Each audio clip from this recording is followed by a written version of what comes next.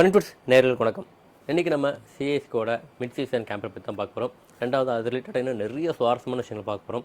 அதுக்கு முன்னாடி நம்ம தொண்டை கொஞ்சம் சரியில்லாதனால கொஞ்சம் கரகரப்பாக இருக்கும். ஸோ எதுவும் கண்டுக்காதீங்க. சரி, ஓகே. இப்போ நம்ம சிஎஸ்கோட மிட் சீசன் கேம்ப் சீக்கிரமாக நடக்க போகுதுன்னு சொல்லி ஆல்ரெடி வீட்டில் பேசியிருந்தோம்.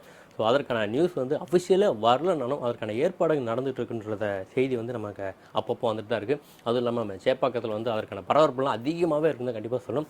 அதுலேயும் குறிப்பாக இந்த மிட் சீசன் கேம்பில் பெரிய பெரிய பிளேயர்ஸ்லாம் வரக்கான வாய்ப்பு அதிகமாக இருக்குன்னு சொல்லிட்டு இருக்காங்க.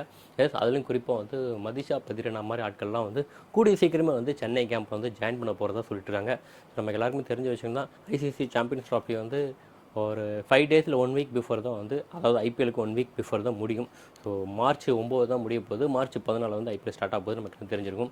ஸோ அந்த 1 week கேப்பில் தான் மற்ற பிளேயர்ஸ், அதாவது ஐசிசி சாம்பியன்ஸ் ட்ராஃபியில் அவங்க கண்ட்ரிக்காக விளையாடுற பிளேயர்ஸ், சிஎஸ்கே பிளேயர் இருக்காங்களோ அவங்க எல்லாம் அதை முடிச்சுட்டு தான் கண்டிப்பாக வருவாங்க.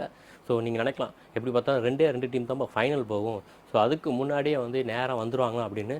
ஸோ இருந்தாலும் நிறையா ஃபார்மாலிட்டிஸ் இருக்குது. அவங்க கண்ட்ரிக்கு போயிட்டு அதற்கடுத்து தான் வருவாங்க. சில பிளேயர்ஸ் டேரெக்டாகவே வரலாம். ஸோ எப்படி இருந்தாலுமே சில பிளேயர்ஸ் அவங்க கண்ட்ரிக்கு விளையாட போகிறது இல்லைன்னு தான் நிறைய பேர் சொல்லிட்டு இருக்காங்க. அதுலேயும் குறிப்பாக மதிஷா பதிரனா அது 1 dayக்கே எடுப்பாங்களான்னு சொல்லிட்டு டவுட்டு தான். ஸோ மதிஷா பதிரன்னு சொன்னால் நிறையா பேர் இப்போ நியூசிலாந்து T20 மேட்ச் தான் எல்லாருமே பார்த்துருப்பீங்க. இருக்கிறதுலே ரொம்ப எக்ஸ்பென்சிவான பவுலர்னால் கண்டிப்பாக அவரை தான் சொல்லி ஆகணும். கிட்டத்தட்ட 15 ரன் ரேட் கொடுத்துருக்காரு 4 ஓவருக்கு. ஸோ இதை இப்போ எல்லாருமே ரிவ்யூ பண்ண ஆரம்பிச்சிட்டாங்கன்னா கண்டிப்பாக சொல்லணும். குறிப்பாக சிஎஸ்கே ஃபேன்ஸ்லாம் மதிஷா பதிரனான்னு சொல்லிட்டு அவ்வளோ தூரம் தலையில் தூக்கி வச்சு ஆடிட்டு இருந்தாங்க. இப்போ திடீர்னு இப்படி அவர் கவுத்து விட்டாருன்ற மாதிரி மற்ற ஃபேன்ஸ்லாம் ட்ரால் பண்ண ஆரம்பிச்சிட்டாங்கன்னு தான் உண்மை. ஸோ இருந்தால் நம்ம சிஎஸ்கேவோட மேஜிக் என்னென்னு பார்த்தீங்கன்னா, ஒரு ஃபார்ம் அவுட்டில் இருக்க பிளேயர் கூட நம்ம சிஎஸ்கேல வந்தாங்கன்னா கண்டிப்பாக ஃபார்முக்கு வந்துடுவாங்க.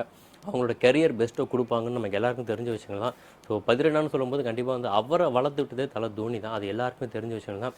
ஸோ அவர் கூடிய சீக்கிரம் கேம்புக்கு வர்றது இது ஒரு ரீசனாக கூட இருக்கலாம். ஸோ கண்டிப்பாக தன்னை மெருகேற்றிக்கிறதுக்கு இந்த கேம்ப் சீசன் அவர் கண்டிப்பாக யூஸ் ஆகும் தான் எல்லாருமே சொல்லிட்டு இருக்காங்க.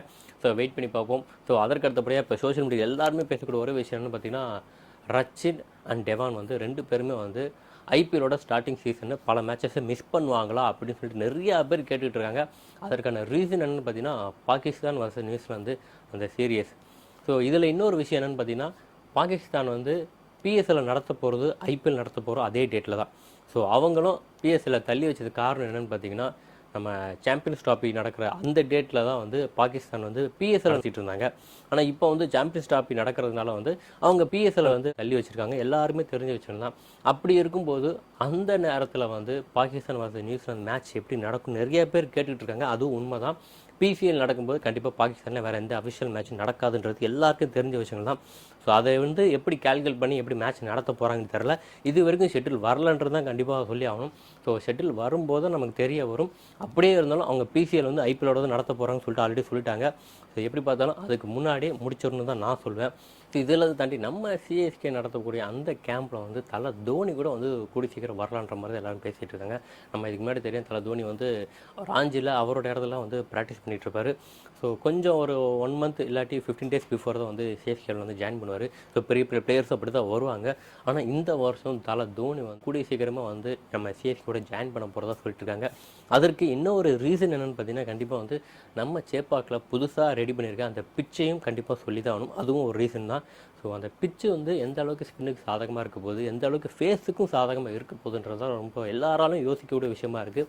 ஆனால் இப்போ ரெடி பண்ணியிருக்க பிச்சு ஸ்பின்னுக்கு மட்டும் இல்லை, ஸ்பேஸுக்கும் சாதகமாக இருக்கும்ன்ற மாதிரி தான் எல்லாருமே சொல்லிட்டு இருக்காங்க.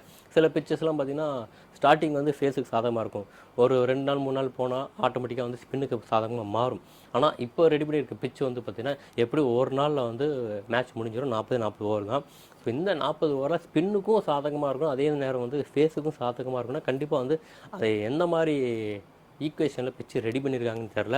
ஸோ பிச்சு ரிப்போர்ட் கிளியராக வந்தால் தான் நமக்கு தெரிய வரும். ஸோ அது வரைக்கும் வெயிட் பண்ணி தான் ஆகணும். ஸோ இந்த ஒரு ரீசன்னால தான் தலை தோனி கூடிய சீக்கிரம் கேம்பில் ஜாயின் பண்ணி பிச்சை விசிட் பண்ணி எல்லாத்தையும் பார்ப்பாங்க. ஸோ அவர் மட்டும் இல்லை, நம்ம ருத்துராஜ் கெய்க்வாட் தான். ஸோ ருத்துராஜ் சொல்லணும்னா எல்லாருக்கும் தெரிஞ்சு நினைக்கிறேன். இப்போ திரும்பவும் ஜஸ்டிஸ் ஃபார் ருத்துராஜ் அப்படின்னு சொல்லிட்டு திரும்பவும் கிளம்புனாலும் கிளம்பிடுவாங்கன்றது தான் உண்மை. ஸோ வெயிட் பண்ணி பார்ப்போம். கூடிய சீக்கிரம் அவருக்கான இடம் கண்டிப்பாக கிடைக்கும் தான் எல்லாருமே சொல்லிட்டு இருக்காங்க. குறிப்பாக 2020 and 1 day. ஸோ இப்போ நம்ம வெயிட் பண்ண சொன்னோம். நிறையா பேர் பார்க்கக்கூடிய விஷயங்கள் வந்து ரோஹித் சர்மா, விராட் கோலி அண்ட் ஜடேஜா. ஸோ இவங்க வந்து ஒயிட் பால் இன்னும் எத்தனை வருஷத்துக்கு இருப்பாங்க, எந்தெந்த சீரியஸ் இருப்பாங்கன்னு சொல்லிட்டு நிறையா பேர் கேட்டுட்ருக்காங்க. இதை பற்றின டீட்டெயிலாக வந்து அடுத்த வீடியோவில் பார்க்கலாம். இப்போ ஐபிஎல்லை பற்றி பார்க்கணுன்னா கண்டிப்பாக வந்து ஐபிஎல்லில் இன்னும் யாரெல்லாம் வந்து சென்னை கேம்புக்கு வர ரெடியாக இருக்காங்க அப்படின்னு பார்த்தீங்கன்னா, கண்டிப்பாக வந்து இங்கிலாந்து ஸ்குவாடில் இல்லாத நம்ம சாம் கரன். ஸோ சாம் கரன் வந்து ஐசிஐசி சாம்பியன்ஸ் ட்ராஃபியில் இல்லைன்னு தான் நம்ம சொல்லி தான் ஆகணும். ஸோ ஜெமி ஓவர்டனுக்கு அந்த வாய்ப்பு கொடுத்துருக்காங்க. கண்டிப்பாக ஜெமி ஓவர்டன் வந்து இப்போது பிபிஎல்ல எந்த அளவுக்கு விளாண்டுருக்காங்க நம்ம எல்லாருமே பார்த்துட்டு தான் இருக்கும். இதெல்லாத்தையும் தாண்டி சாம்பியன்ஸ் ட்ராஃபியில் அவர் மேட்ச் வந்து நம்ம லைவாகவே இன்னும் பார்க்க போகிறோன்றது உண்மை. ஸோ இங்கிலாந்து ஸ்குவாடில் கண்டிப்பாக பிளேயிங் 11 இருப்பாங்கன்னு எல்லாருமே சொல்லிட்டு இருக்காங்க. ஸோ அவரோட பெர்ஃபார்மன்ஸ் எப்படி இருக்குன்னு பார்த்தோன்னா கண்டிப்பாக சிஎஸ்கேவோட பிளேயிங் 11 அவர் கொண்டு வரலான்ற மாதிரி தான் இப்போ எல்லாருமே யோசிச்சுட்டு இருக்காங்க. இது எல்லாத்தையும் தாண்டி இன்னும் இந்த சிஎஸ்கே நிறைய அப்டேட் வந்துட்டே தான் இருக்குது. அதெல்லாம் அடுத்தடுத்த வீடியோவில் கொடுக்குறக்காக நான் காத்துட்ருக்கேன். தொடர்ந்து எங்கள் வீடியோக்கு ஆதரவு கொடுக்க இந்த வீடியோ தர முடிச்சுக்கிறேன். மீண்டும் அடுத்த வீடியோ உங்களுக்கு சந்திக்கிறேன். அதுவரை உங்களிடம் விடைபெறுவது சண்முகம்.